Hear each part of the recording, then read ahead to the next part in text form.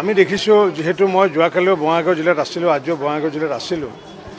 আমি দেখিছোঁ যে এতিয়াও বিশেষকৈ বঙাইগাঁও জিলাৰ অভয়পুৰী সমষ্টিৰ অন্তৰ্গত বহু ঠাইত এতিয়াও বেদখল কাৰ্য চলি আছে আৰু সেই বেদখল কাৰ্য যিসমূহ আছে বিশেষকৈ প্ৰায় আমি দেখিছোঁ যে কৰিয়া পাথাৰত দেখিছোঁ প্ৰায় তাত দেখিছোঁ এনক্ৰ'চাৰ 383গৰাকী বিভিন্ন স্থানৰ পৰা আহি তেওঁলোকে তাত দখল কৰি আছে ঠাই আৰু আমি যদি সৰ্বমুঠ চাওঁ তেতিয়াহ'লে আমি দেখিছোঁ যে 320 বিঘা মাটিত তেওঁলোকে দখল কৰি আছে আৰু 320 বিঘা মাটিত এনক্ৰ'চ কৰাই অকল নহয় আৰু টোটেল এৰিয়া যদি আমি চাওঁ 960 বিঘা মাটি দখল কৰি আছে। কিন্তু ডাঙৰ কথাটো হৈছে কি দখলদাৰীসকলে বিভিন্ন মানুহক বিভিন্ন ধৰণৰ তেওঁলোকে কাটিজ পেপাৰৰ দলিল বনাই পেলাই ৰেজিষ্টাৰ্ড নকৰাকৈ যিহেতু মাটি খাছ মাটি সেইসমূহ মাটি এতিয়া বিক্ৰী কৰা আৰম্ভ কৰিছে। মই এই অঞ্চলৰ ৰাইজক এইটোৱে আহ্বান জনাম যে এইসকল ভুৱা ব্যক্তিৰ পৰা যাতে কোনো ধৰণৰ মাটি যাতে কিনা বেচা দলিল যাতে নকৰে, কাৰণ কিয় যিহেতু মাটিখিনি আগন্তুক দিনত উচ্ছেদ নিশ্চিত ওপৰত হ'ব।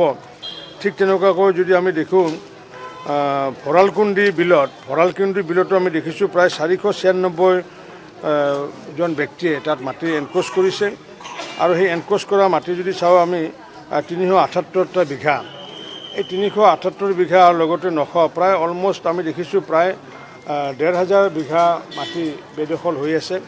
এই বেদখলকাৰীসকলক ইতিমধ্যে তাত ছাৰ্ভে চলোৱা হৈছে, গভমেণ্টে ছাৰ্ভে চলাইছে আৰু আগন্তুক দিনত অতি শীঘ্ৰে তাত মানে এভিকশ্যন কৰা হ'বগৈ।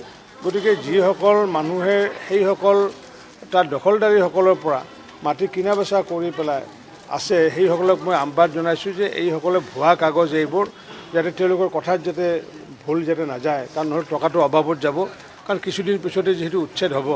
এই বিষয়ে মই তেওঁলোকক সজাগ কৰাৰ কাৰণে সংবাদ মাধ্যমৰ জৰিয়তে মই আহ্বান জনালোঁ।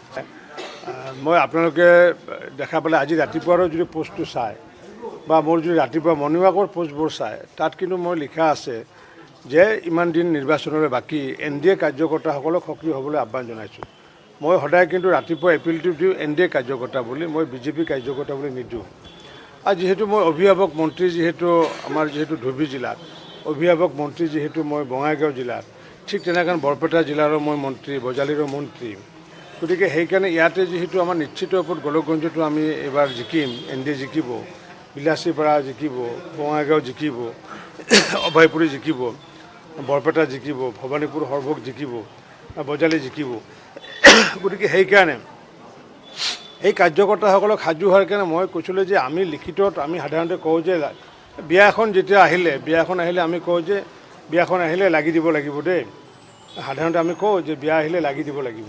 গতিকে ইলেকশ্যনৰ যিহেতু আহিলে আমি কওঁ যে লাগি দিব লাগিব।